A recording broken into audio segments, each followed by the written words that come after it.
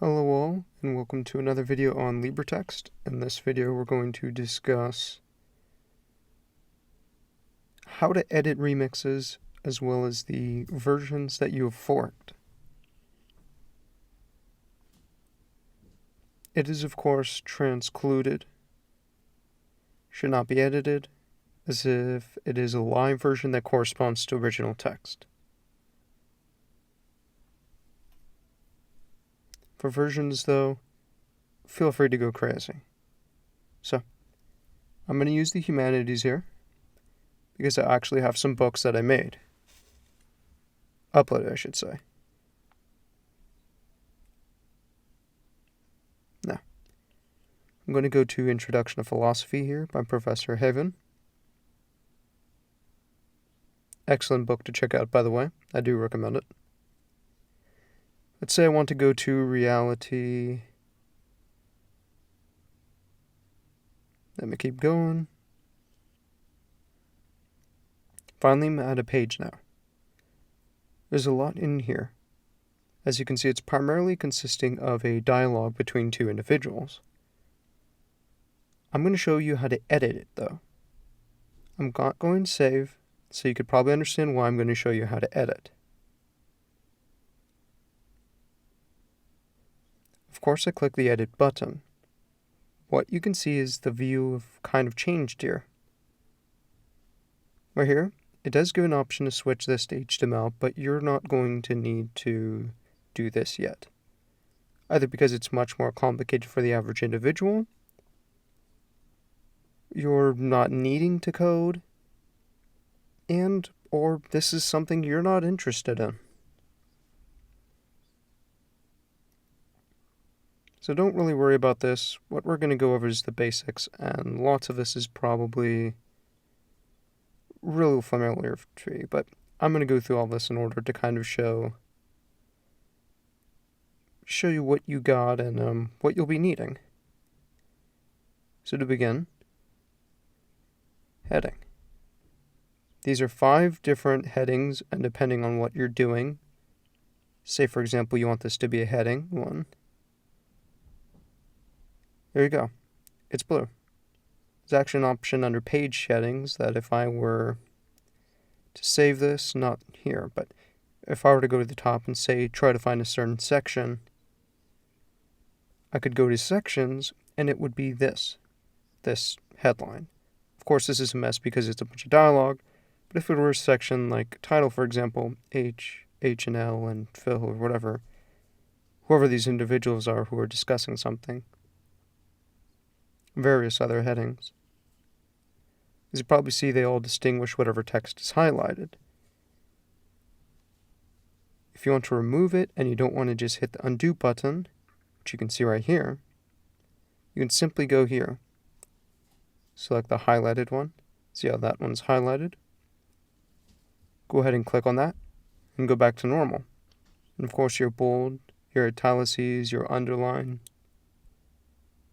and your text color, which to do that, just simply highlight it and there you go, it's red. You've got your highlight, pretty straightforward stuff. To remove the format, basically then you have different formats of bullet points, the regular and the numerical here. You can change the alignment here. Here you can change indentation. This is links where you can select any OER URL, and we're going to keep going. Here's image, and we'll get into that in a little bit. And then here's charts, and this is actually fantastic because it might be kind of difficult because the mouse is covering it. So you want a 2x2 table. If you look very closely here, let me actually zoom in so you can see us a lot better. If you want a 2x2 table, there you go. If I want a 2x4, there you go. On a 5x6, there, see?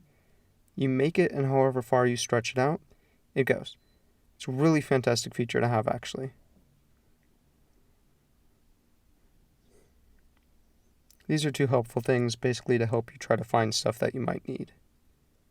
But we're going to go over this right now, and again, you can go to that quick reference page that I told you to bookmark. one of the primary videos, and it does give you a rundown of all the options are here. It also gives you a rundown basically of what are in the drop-down menus. Drop-down menus are under Edit. You have your undo and redo, which is basically common, cut, copy, paste, of course. And you got paste and play text formatting. You got find, you've got replace, you've got select all. Under view, you have source, so just different form. Go on the HTML button. You've got show blocks, which will show the text in different blocks. We're gonna undo that though, because we don't really need to look in blocks format. Change alignment again, indentation. Oops, font, scroll through here. There's not many, but they're all useful for different things. Text size, you can see the different text sizes of text. Usually try to standardize one type of text and use headers, if you need to use headers at all. Text color, background, heading, clearly there we go. And there's also strike through, subscript, superscripts, again. Another way to get to the code. Regular text with no wiki formatting and removing format. It's also the style, which is different. Things in here, you see it says JavaScript, DeckScript. We're not going to coding today. You're not going to need this. Just be very clear about that. These are very useful. Allows you to do some things very quickly. Example, definition list. That can allow you to put many definitions in. Row, insert a horizontal line, for example. A page break. Insert special character. And if you click on this, it'll pop up a little menu. However, I will do a video basically demonstrating how to get lots of special characters as well as mathematical equations and save yourself a great deal of time in regards to coding. There will be a future video that comes out. These are all things as well, including video, templates, links, but we honestly have covered the basics. So the next thing we're going to cover is this right here, is images. And to be clear, images is very similar to videos. Now, before we do that, we want to make sure our page is in, tabbed mode. It is. And make sure that, well, we're actually good here. You don't need to worry about this. Please excuse me for that. You're completely fine. There's a feature that was here before, but they seem to have removed it because it was too complicated. There was no reason for it to be there. So it's actually fine now. But if you were to want to click on an image, you would click on that image and say search, and you might have some images already uploaded, or you can browse your files here on LibreText. For example, I'm obviously in this book. That's a section I'm in. That's a chapter I'm in. You can look through other books, or you can choose a file. You click this, and you can upload a file from your computer, and then when you hit save image, once the file loads, just wait, and you'll see the image downloading. You hit save image, and it'll pop up in your book. There's a limit of 256 megabytes, so keep that in mind. What's next? So, I believe we should probably cover hyperlinking, as again, video is similar to image, so you don't really need a separate, covering of that. Hyperlinking is important. So, hyperlinking, I guess there's a little confusion with how it works, which is absolutely fine. So we're basically going to cover that right now. Hyperlinking, as you're probably aware already, simply connects one piece of information on the internet to another, to a direct address, and you can do this to actually connect, for example, certain exercises. Like if I wanted to go, let's see, maybe not here, but let's see if I want to, where is it?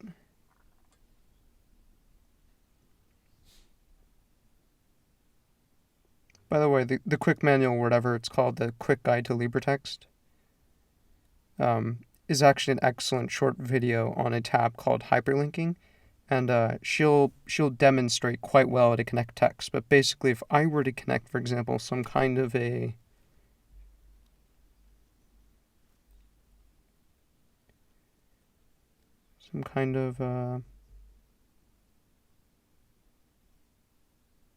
goodness, not a module, exercise. Thank you for staying with me. An exercise. If I want to connect some kind of an exercise, well then let's say I go to courses. Under courses, I'm going to say my university is Honolulu Community College, and I know the exercises are under English. Let's go to English, then text, and okay, this is actually a bad idea. Let's see. Lumen Learning. Main body, literary text, writing materials, entry, okay, assignment. See, assignments, and I want to apply assignment, applying a critical approach to literary criticism. I'm going to click on that. As you can see, pops up right here. You don't need to enter anything. Hit save link, and wherever this little thing is, as it usually works, the little blinking bar for call your link will pop up here, and they'll have a link to the exercises. You can do this for anything. You do it for chemistry, you can do it for much of the website. That's a really great part of all of this. There's an additional section within the quick guide that discusses adding predefined templates. However, I have never actually found a need for this, and I feel like it highly complicates teachers' abilities to create their own books, especially in remixing. If you'd like to kind of explore templates, I couldn't tell you exactly how to do it from here. However, in the section on editing,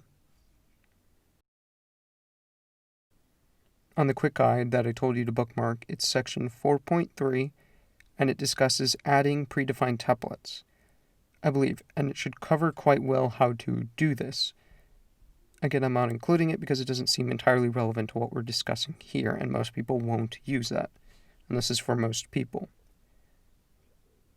It really does complicate things, and if people do request it and they want to know how to do it, okay, but it's going to take up resources and time to learn something that primarily I think lots of LibreText has already walked past, left behind. In other words, just left behind. So I hope you enjoyed this video. I look forward to the next one. Again, this is for those who want to edit books that they are having underneath their classes.